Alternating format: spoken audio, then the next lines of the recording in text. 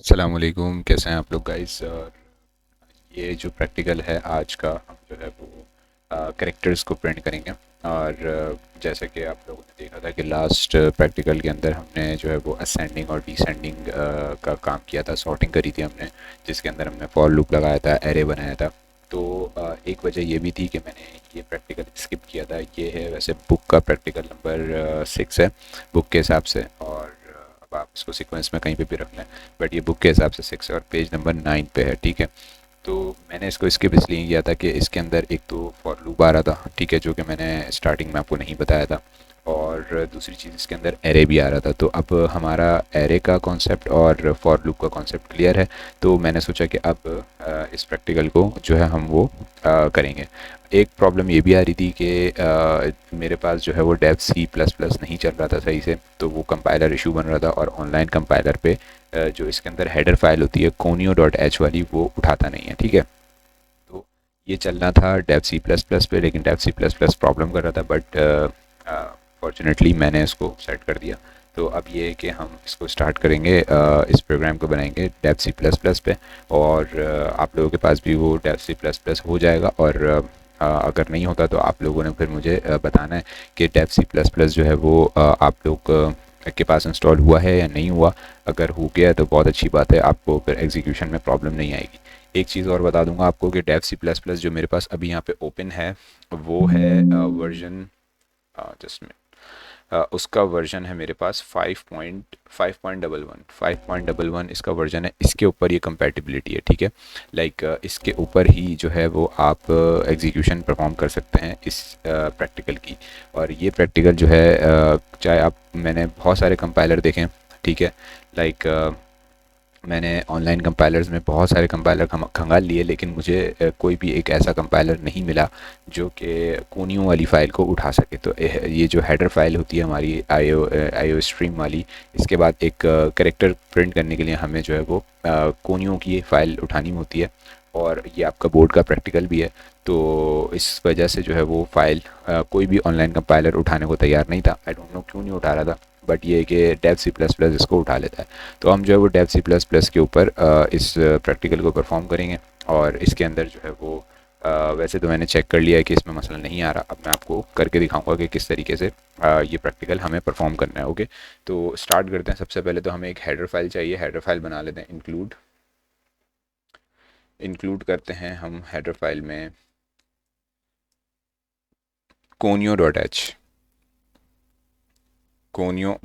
कोनियो.h एक ऐसी header file है जिसके अंदर जो कैरेक्टर प्रिंट करने के लिए हमारे पास इनपुट फंक्शन होता है गेट सी एच वाला, वो हम उसको उठाते हैं इस हेडर फाइल की मदद से, ठीक है। इस हेडर फाइल के अंदर सारा जो है वो ये सेटअप रखा होता है, यानी कि फंक्शन वगैरह सारी चीज़ें मौजूद होती हैं। ओके, तो सबसे पहले एक हेडिंग बना लेते हैं कि भाई इंटर कर दें आप, ठीक है। एक लाइक अब इसमें देखें, अब मैं इसमें प्रॉपर जो है ना वो backslash N backslash t लगाऊंगा। उसकी वजह यह है कि अब जाहिर सी बात है, जो हमारा डेव सी प्लस प्लस है, असल काम तो हमें इसी के ऊपर करना है ना, तो यही इसको जो है वो सही से रीड करता है।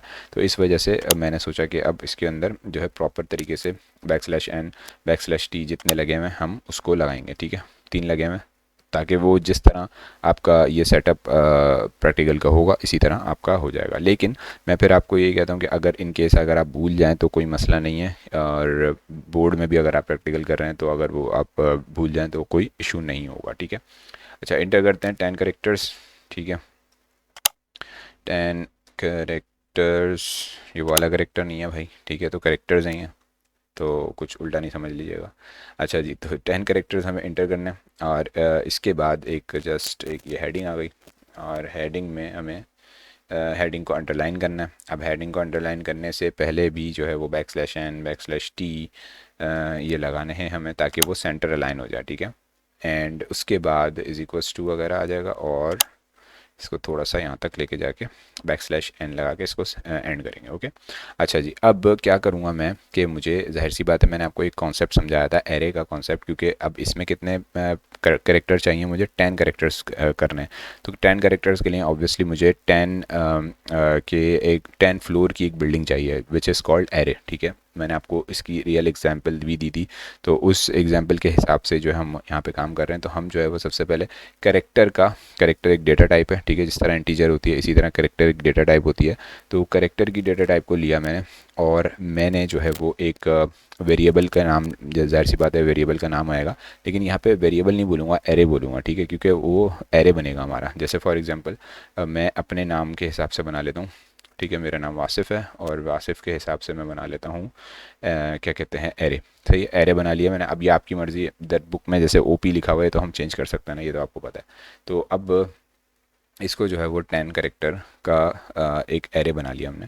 अब इस एरे को जो हमने बना लिया उसको हम आगे यूज़ करेंगे, लाइक इसके अंदर वैल्यूज़ को डलवाएंगे, ठीक है। वैल्यूज़ को कैसे डलवाएंगे, हम जो है वो फॉर का लूप का इस्तेमाल करेंगे। फॉर का लूप का मैंने सिंटैक्स बनाया और इधर मैंने इसके ब्रैकेट लगा दिए, ठीक है। अब इसके अंदर मुझे 3 चीज़ें करनी होती हैं, आपको पता है वो सारी 3 चीज़ें। तो इंटीजर इंटीजर आई ले लें, जे ले लें, आपकी मर्ज़ी है, ये भी वेरिएबल का ही नाम है। तो इज इक्वल्स टू 0 एंड उसके बाद इनिशियलाइजेशन हो गई, ये इनिशियलाइजेशन कहलाती है। उसके बाद फिर हम करते हैं कंडीशन। कंडीशन कहाँ तक, हमें 10 तक लेके जाना है, 10 का मतलब 9 तक, यानी कि 0 से 9 तक जाएगा, ठीक है ना। और उसके बाद फिर हम जो है वो इसके अंदर क्या करेंगे, इंक्रीमेंट करेंगे, ठीक है। इंक्रीमेंट डिक्रीमेंट भी आपको मैंने सिखाया था, इंक्रीमेंट जो है वो मैंने आपको प्रैक्टिकल में करके दिखा दिया था। बाकी इसमें जितने छोटे मोटे प्रैक्टिकल रह गए हैं वो हम कर लेंगे। और ये हमारा जो है वो सेकंड लास्ट प्रैक्टिकल है। इसके बाद जो है वो लास्ट वाला प्रैक्टिकल होगा जो कि फैक्टोरियल होगा, क्योंकि ये अब मेरे पास चल गया, इस वजह से जो है वो मैं वैसे इसको मैं सोच रहा हूँ कि सीक्वेंस के हिसाब से रखूँ, बट ये है कि अगर आपको ना समझ आए तो मुझे बता दीजिएगा। लेकिन ये है कि टोटल जितने बोर्ड में आ रहे हैं वो सारे के सारे मैं करवा चुका हूँ, लास्ट एक रह जाएगा इसके बाद, ठीक है। अच्छा, अब इसको इसके अंदर हम जो है इंक्रीमेंट कर देते हैं, इंक्रीमेंट कर दिया मैंने। तो अब ये तीनों चीज़ें पूरी हो गई, इनिशियलाइजेशन, कंडीशन एंड इंक्रीमेंट, ठीक है। अब क्या करना है मुझे, अब जो है वो एक जिस तरह प्रॉपर इधर बना हुआ है वैसे ही बना लेते हैं, क्योंकि हमें क्या चाहिए, अभी जाहिर सी बात है डेफ पे काम कर रहे हैं तो हमें पूरा सारी चीज़ें सेटिंग करनी पड़ेंगी, ठीक है ना। तो बैक स्लैश, सॉरी एन नहीं है, टी है, बैक स्लैश टी है, ठीक है। इसके बाद हमें क्या करना है, अच्छा अब है इंपॉर्टेंट पार्ट ये है इसका कि मुझे जो है वो एरे को यूज़ करना है। एरे की वैल्यू को पहले मर्ज कराना है आई की वैल्यू के साथ, ठीक है। कैसे, मैंने लिया वासिफ़ के नाम का एरे है हमारा, ठीक है। अब इसके अंदर जो है फॉर का लूप का जो आई है वो आई मुझे यहाँ पे देना है, क्यों, क्योंकि उसके अंदर वैल्यू है 0 से लेके कहाँ तक जा रही है वैल्यू, 0 से 10 तक। अब ये 0 देखें, 0 से 10 तक ये जो वैल्यू है ना, ये है इंडेक्सिंग, ठीक है, इंडेक्स की वैल्यूज़ है, यानी कि फ्लोर का नंबर, ठीक है। फ्लोर के नंबर से आपको समझाया था। अब इस फ्लोर के नंबर पे कौन सा कितनी वैल्यू आती है ये अलग कहानी है, ठीक है। अब यहाँ पे वैल्यू नंबर्स में नहीं आएगी, ठीक है ना, क्योंकि वैल्यू नंबर में क्यों नहीं आएगी, क्योंकि हमने कैरेक्टर की डेटा टाइप को यूज़ किया है, ठीक है ना, याद रखिएगा। अच्छा, अब ये हो गया। इसके बाद मैं इसके अंदर एक जो इनपुट फंक्शन है हमारा, जो कि हेडर फाइल के अंदर से आ रहा है, जो कि conio.h के अंदर मौजूद है, उसका नाम है गेट सी एच, ठीक है। गेट सी एच एक हेडर, एक फंक्शन है हमारा जो कि बिल्ट इन फंक्शन कहलाता है, ठीक है, बिल्ट इन फंक्शन है। और ये किसके अंदर बिल्ट इन है, ये फंक्शन बिल्ट इन है conio.h की हेडर फाइल के अंदर, ठीक है। मैंने उस फंक्शन को यहाँ पे यूज़ करने के लिए लगा दिया, ओके। अब इस फंक्शन को यूज़ करने के लिए लगा दिया तो फिर मुझे इसका एक जो भी आंसर आएगा उसको आउटपुट भी तो देना है ना मुझे, तो आउटपुट दिखाना है मुझे। आउटपुट दिखाने के लिए जाहिर सी बात है हम ये सारी चीज़ें यूज़ करेंगे। और इसके साथ पहले तो मैं इसका सिंटैक्स पूरा कर लेता हूँ। उसके बाद यहाँ पे आके जो हमारा यहाँ पे बुक के हिसाब से तो ओपी एक उन्होंने नाम दे दिया, मैंने अपने नाम से बना लिया, आप अपने नाम से बना लेना, कोई इशू नहीं है, ठीक है ना। तो यहाँ पे आ जाओ आप और यहाँ पे अपने नाम से एक ये एरे बना लेना, ठीक है। वो जो एरे ऊपर है उसी को हम नीचे कॉल कर लेंगे, ठीक है, आई के साथ, ठीक है। अब इसके अंदर जो भी वैल्यू होगी वो मुझे वो शो कर देगा। अच्छा, जो कौन सी वैल्यू होगी इसके अंदर जो वैल्यू होगी ए बी सी डी जो मैं दूंगा अभी, सही है, क्योंकि हमें कैरेक्टर्स प्रिंट करने हैं ना। अब कैरेक्टर आपको पता है ए बी, अच्छा देखें एक बात याद रखिएगा, इसके अंदर पूरा जो इसका जो वो है ना ऑब्जेक्ट, यानी कि write a program to get 10 characters using get C H, देखें इसमें ना बाकायदा बोला गया है कि भाई गेट सी एच को यूज़ करना है आपने, ठीक है। गेट सी एच को अगर यूज़ नहीं करोगे आप तो फिर ये काबिल कबूल नहीं होगा, सही है, यानी कि इसको एक्सेप्ट नहीं किया जाएगा अगर आपने गेट सी एच नहीं लगाया तो, ओके। तो ये याद रखिएगा, ओके। अच्छा, अब इसके अंदर backslash T, backslash T, backslash N, backslash N, okay. So अब ये चीज़ पूरी हो गई मेरी। अब इसके अंदर और कुछ बाकी तो नहीं है। बाकी अब मैं क्या करूँगा, इसको चला के दिखाता हूँ आपको। F11 प्रेस करेंगे, ओके। यहाँ पे कुछ गलती हो गई, क्या गलती हो गई, ओके, माई मिस्टेक, मैंने यहाँ पे सेमी कॉलन नहीं डाला। ओके, तो गलती भी आपको पकड़नी आनी चाहिए, ठीक है। अच्छा, अब ये देखें, ये मुझसे क्या कह रहा है, थोड़ा बड़ा कर लेता हूँ उसको। ये मुझसे कह रहा है कि भाई करेक्टर्स आप इसमें इंटर कर दें, कौन कौन से, हम जितने भी हमारी मर्जी कोई सा भी कर सकते हैं, ABCDEFGHIJ, सही है। ये हमने जो कैरेक्टर्स इसके अंदर इनपुट किए हैं वो कैरेक्टर इसने उसको एक सीक्वेंस में एक मतलब उसको एक्सेप्ट किया, उसके बाद हमारे सामने ला के रख दिया, ठीक है। मतलब जो हम डाल रहे थे वो उसने एक्सेप्ट कर लिया और वहीं पे उसने डिस्प्ले कर दिया, ठीक है। तो ये इस तरह से प्रोग्राम बनेगा और इसके बाद इसके अंदर जो है वो ये इस तरह से कैरेक्टर्स को डिस्प्ले किया जाएगा और ये सिर्फ़ और सिर्फ डेफ C++ के अंदर ही बनेगा। इसके अलावा कोई और कंपाइलर अगर आप यूज़ कर रहे हैं तो वो एक्सेप्ट नहीं करेगा कोनियो की फ़ाइल को, ठीक है।